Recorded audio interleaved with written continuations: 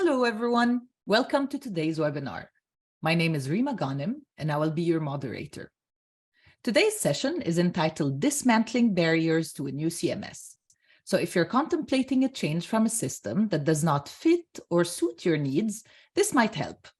This webinar will identify some challenges that might be getting in the way of change and will assist in strategizing for a move toward a better solution. But before we begin, I would like to introduce our company and our esteemed guest speaker. Lucidea is a software developing company specialized in museum and archival collections management solutions, as well as knowledge management and library automation systems. Our solutions help manage and deliver access to organizational collections and knowledge. Our brands include Sydney, Presto, Argus, Archivera, Eloquent, and Quadrastar, and we serve a broad range of organizations of all sizes and budgets. Presenting this session is museum expert Rachael Cristine Woody. Rachael is the founder of Relicura, formerly known as Rachael Cristine Consulting. She provides services to museums, libraries, and archives, and she specializes in museum collections management systems, digital project management, and digital usership. Rachael is also author and a popular guest for Lucidea's webinars and Think Clearly blog. Welcome, Rachael. As always, we're delighted to have you with us. Thank you so much for the warm introduction, and thank you to Lucidea for hosting us today. We're going to get right into it, and today I'm going to cover with you the top 5 barriers to a better museum collections management system, or CMS as you'll hear me refer to it. Then we'll get into the strategies for how to break down each of those barriers. We'll discuss the pros and cons of sticking with an ill-fitting museum CMS and give you some tips to advocate for a better CMS with your boss. And then we'll discuss what it looks like to chart a course toward a better museum collections management system. And then at the end, there's some additional reading if you would like to go more in depth with the topic that we'll share with you. So to get right into it, the top 5 barriers to a better museum CMS. These ones are typical at most of the museum organizations that I work with, and so I list them here in case they resonate with you and your particular experience.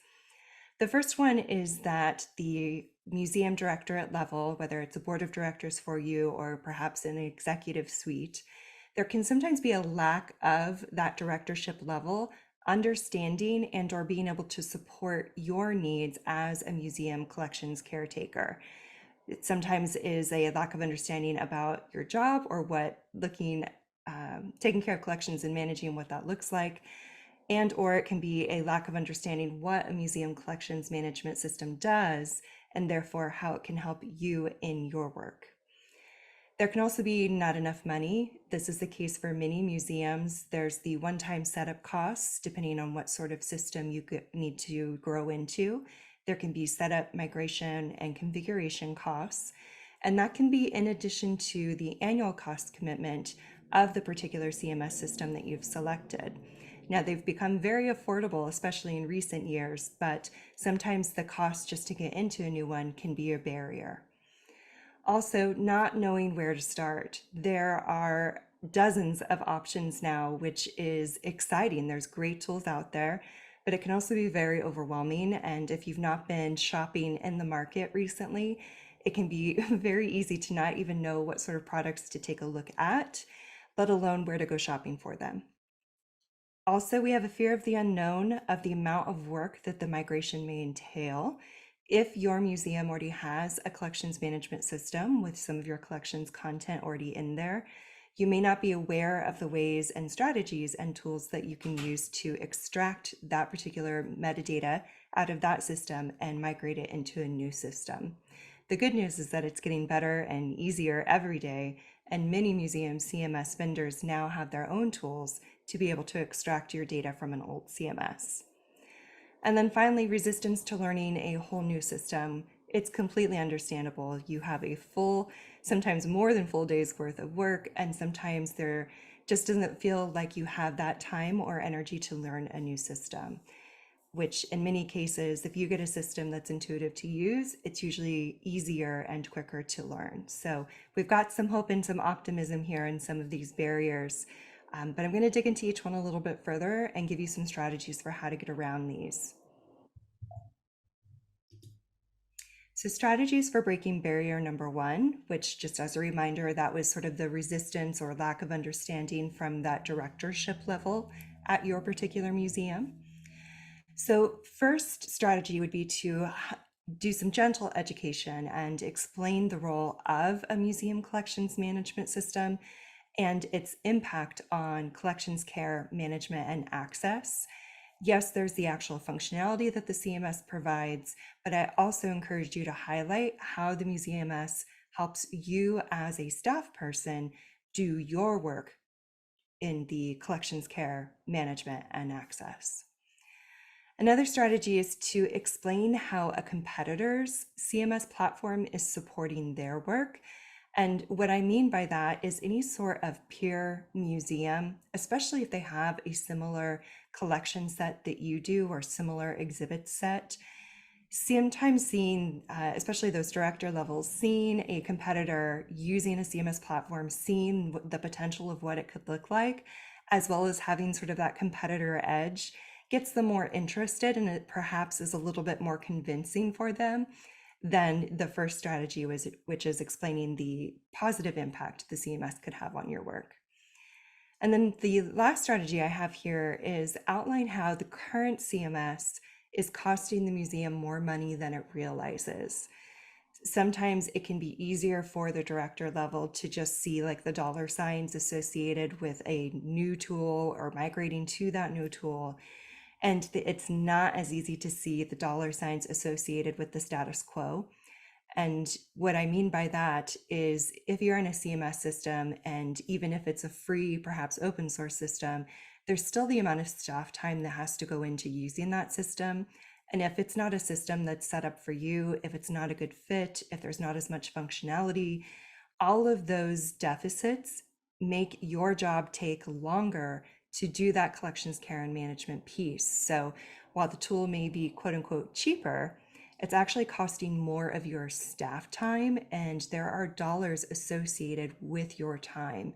So sometimes drawing out and underscoring the math on that can be more convincing when they have to compare the dollars side by side. Strategies for breaking barrier number two. So barrier number two was that there's not enough money for those one-time costs. So setup, migration, and configuration, as well as the consideration of that annual cost. So a couple strategies here is reconsider the requirements that fall outside of standard functionality.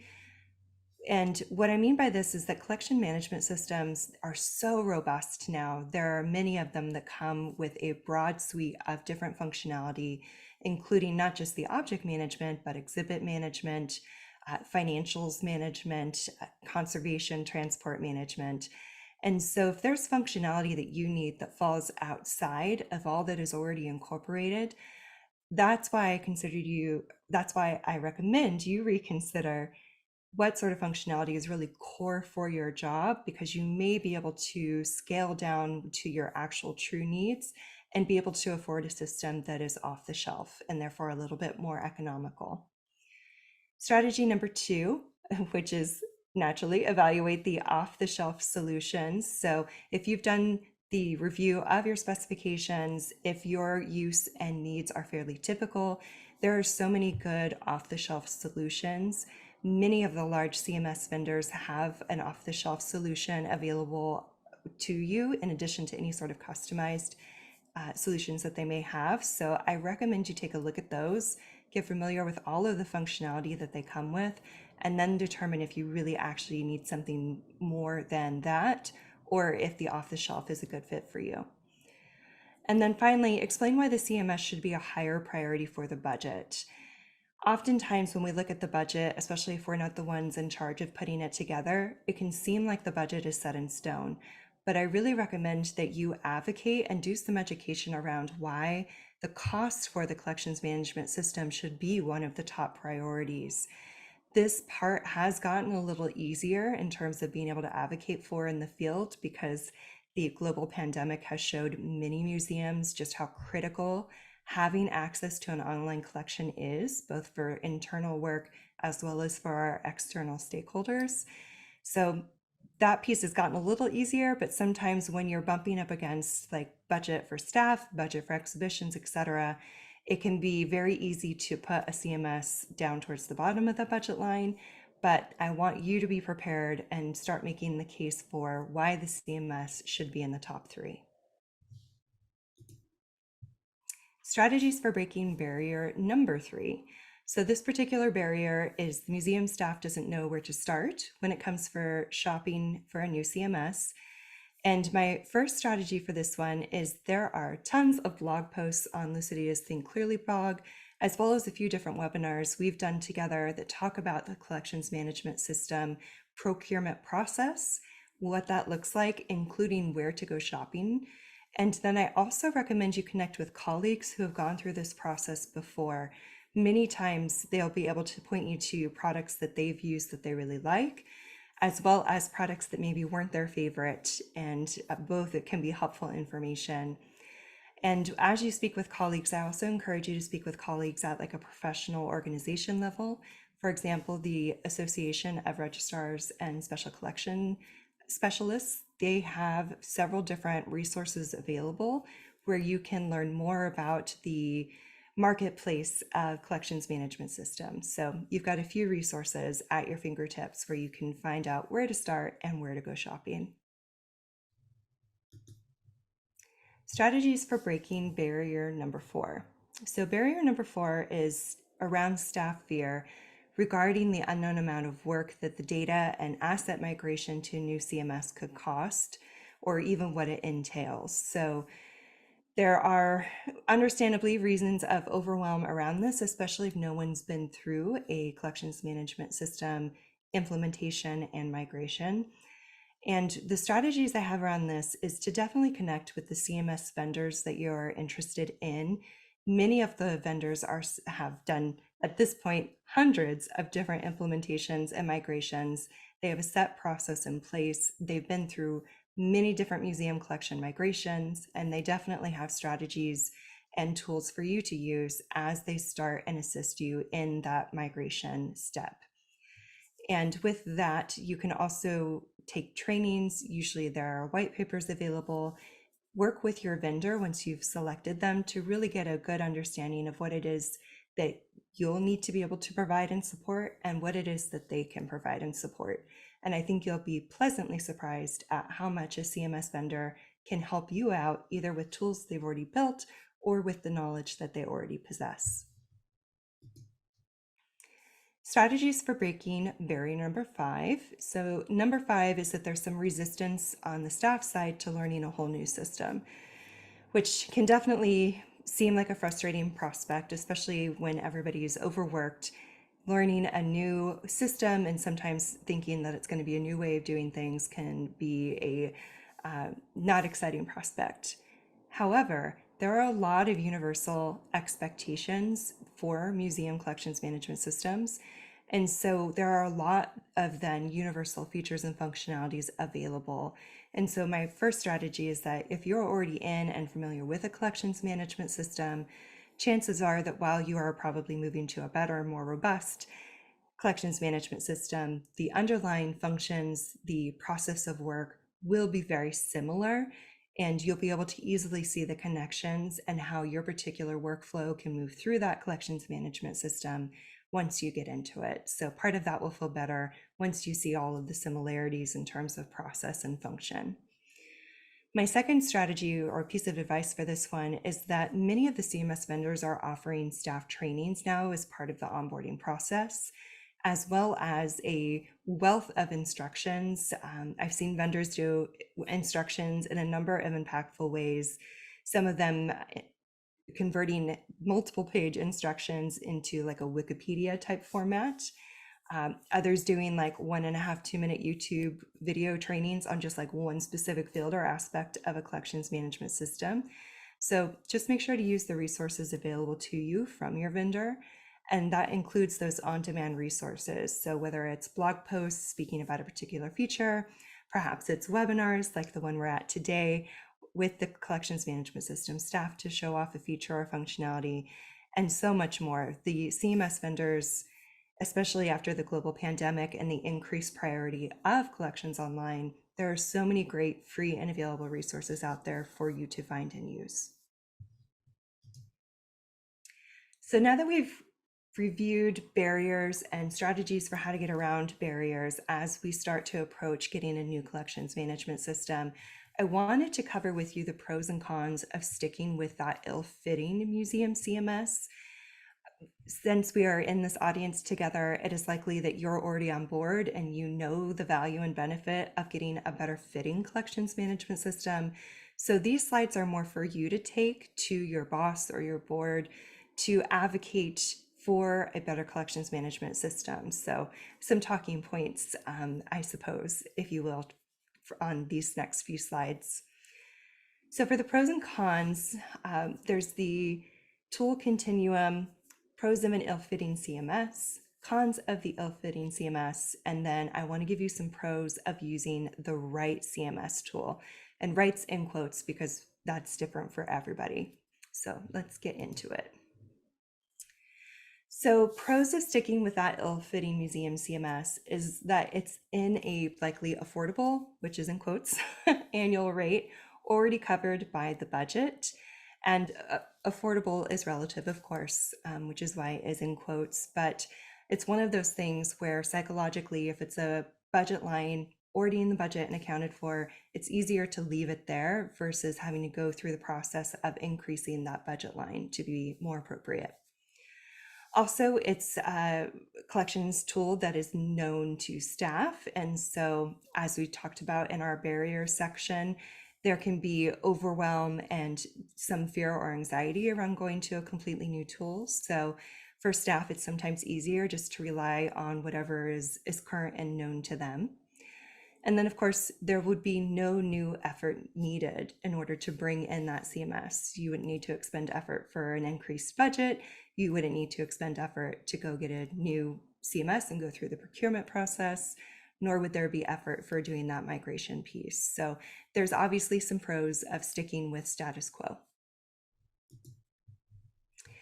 Now, the cons of sticking with an ill-fitting Museum CMS, and these are just a few, so I do encourage you to come up with some of your own specific to your scenario examples, but these are fairly universal from what I have found. So first one is that any sort of analog labor falls on staff to complete. So if you're with a pretty basic collections management system, one that doesn't offer a lot of functionality, all of the work on that management piece for the collection, if you can't do it in the collections management system, that means you have to do it in another analog type way. So for example, if you can't create and manage a loan for an exhibition, you can't do that in a collections management system, then what are your options? Many of which I've seen involve a spreadsheet, but I would definitely encourage you that if you can't do one of your core pieces of your job, like loans management in your collections management system, then your labor in having to do that in an analog way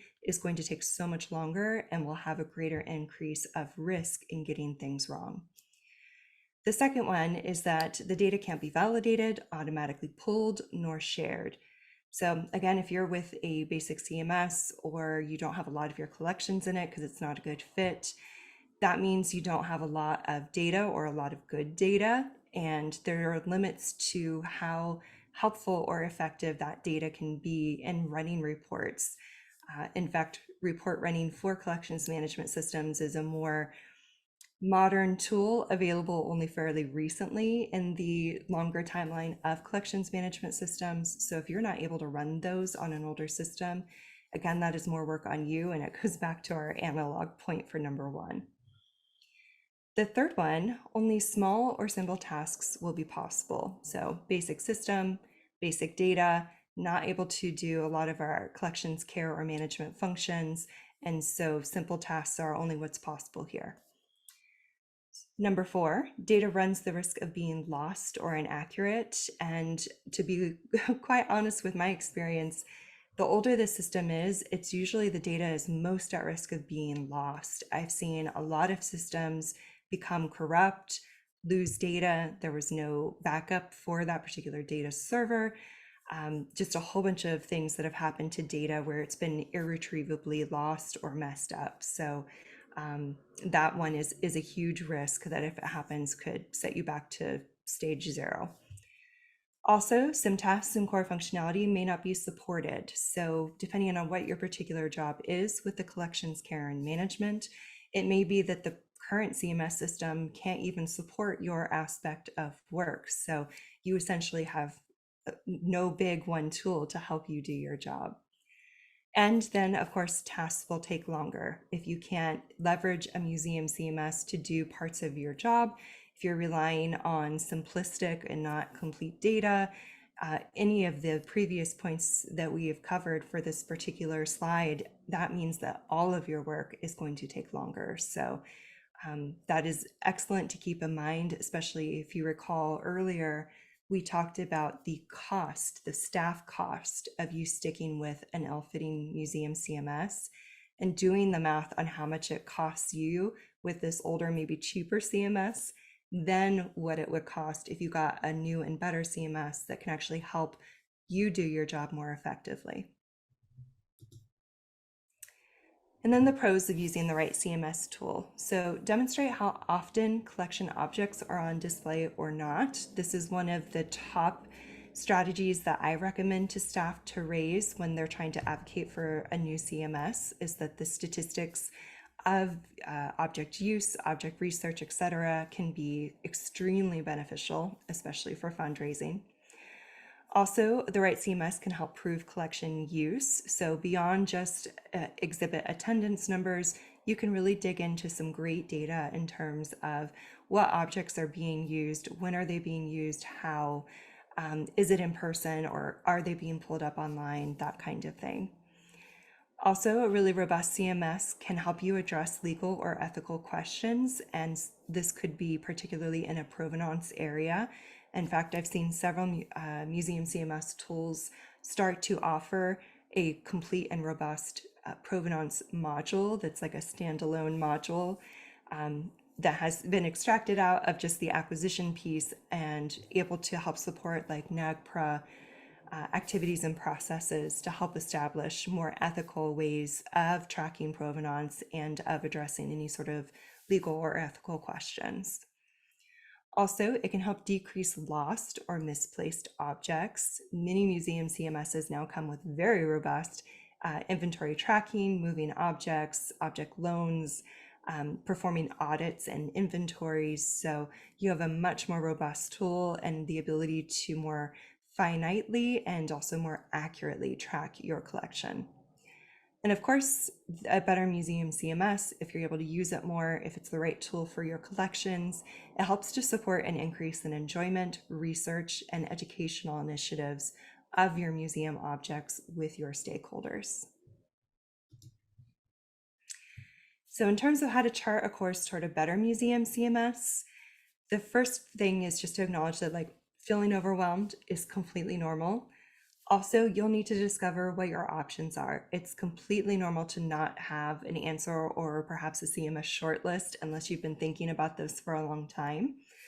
And also, you need to know what the procurement process entails. So for many museums, there's a particular process you go through before you bring on a new tool like a new CMS.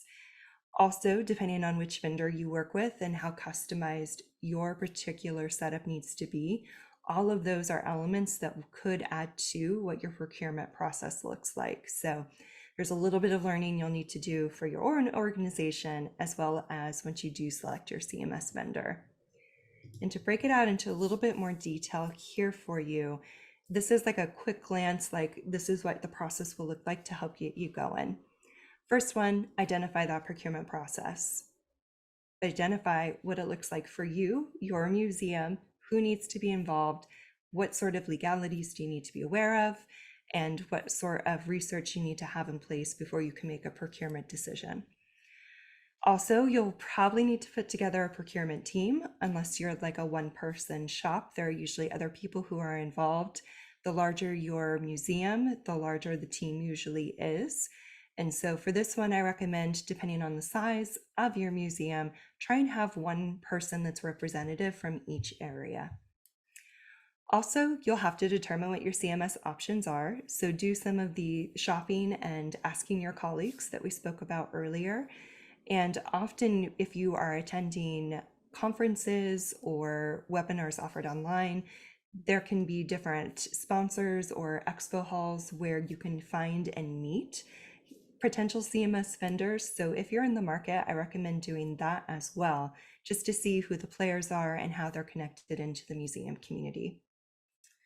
Also, create requirements so that you can choose the right tool. Every museum is different, every collection is different. Each staff person, of course, and how they want to use a system will be different. So creating requirements with everybody who uses that system will help you know what it is that you're shopping for, so that when you start viewing collections management system demos, when you start researching the different functions and features of each tool, you'll be able to compare and contrast on the items, features, functions that are important to you. Also, I recommend you set up those CMS demonstrations, and with the specifications you've put together, go through an evaluation process with each of the CMS products that you're the most interested in to make sure that you understand how they're meeting your requirements. This will also help you prove during the procurement process that they are a good fit and that you should move forward with purchasing. And then make a selection and typically enter into an agreement with a successful vendor. Once you've been able to choose that particular vendor, there's usually a bit of a negotiation period between your museum and the collections management system vendor, which as museum staff, you are usually not as involved in, but do be aware that there is that period of getting that contract in place. Also, for many collections management system companies, there's a little bit of a backlog in terms of getting a new system up and running. So just be aware that it's one of those where when you sign the agreement, you don't get the CMS system day one most of the time. And so plan accordingly in terms of when you expect to do data migration, cleanup, that kind of thing. And of course, the CMS vendor you choose can give you a better idea of what that timeline looks like. And then, of course, discover what configuration and implementation will entail. So once you do select that CMS vendor, and perhaps as the contract is being put into place, working with that CMS vendor, they've been through these configurations and implementations hundreds of times. And so they'll have a set process typically for you to consider and work with you in terms of timing on looking at your data, doing discovery sessions, taking a look at any sort of data remediation that may need to happen, all of that. So reach out to your CMS vendor to get more information on what that can look like and what your responsibilities are. With that information, I highly recommend making a project plan, a little bit of a rough timeline, and who you need to have capacity for this particular process. And then, of course, set up any sort of trainings, instructions, and establish best practices. There's, of course, the best practices supported by our museum tools for the museum field, but inevitably, there are also local practices at your museum that you would like to see in place. And so, in addition to yourself, if there's anybody else that you think will be using the collections management system, then I highly recommend that you include them in trainings, or depending on the system and availability of resources, perhaps provide some of your own trainings. So here's some additional reading from Lucidea's Think Clearly blog.